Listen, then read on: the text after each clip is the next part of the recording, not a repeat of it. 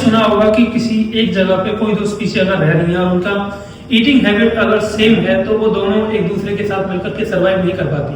क्यों नहीं कर पाती? क्योंकि दोनों का अगर ईटिंग हैबिट सेम है तो दोनों में से वो सर्वाइव करेगी जो सबसे फिट होगी, जो सबसे स्ट्रांग होगी, और जो वीक वाली होती है उसको क्या कर दिया जाता है? एलिमिनेट किया जाता है। इसी प्रिंसिपल को हम नाम देते हैं Gauss exclusion principle. Gauss exclusion principle किसने दिया था? गॉस ने दिया था 1913 में।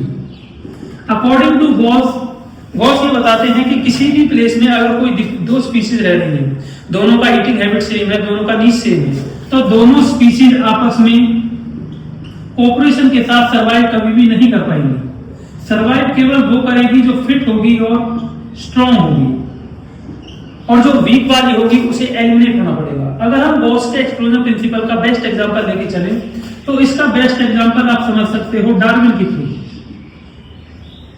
डार्विन का जो हम अडॉप्टिव एवोल्यूशन वाला केस पढ़ते हैं डार्विन फिंचेस के बारे में, वो क्या था? गैलापागोस आइलैंड के ऊपर क्या देखते हैं कि जो फिंचेस हैं उनकी स्पीशीज एक है, लेकिन उनके अंदर ईटिंग हैबिट क्या हो गई है?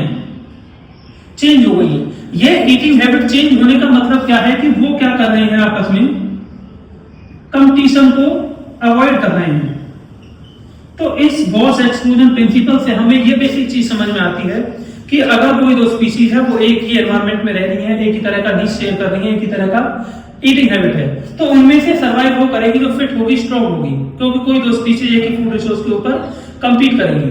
अगर कंपटीशन को उनको अवॉइड करना है तो उन्हें क्या करना पड़ेगा? अपना नीश चेंज करना पड़ेगा, और नीश चेंज करने से क्या है कि उनका ईटिंग हैबिट चेंज हो जाएगा और सर्वाइवल के जो चांस है वो क्या हो जाएंगे? बढ़ जाएंगे। आई होप आपको गॉस एक्सक्लूजन प्रिंसिपल समझ में आया होगा। तो ऐसे ही इंटरेस्टिंग वीडियोस के लिए मेरे पेज बायोवेंजर्स 20 को फॉलो करें। Thank you so much.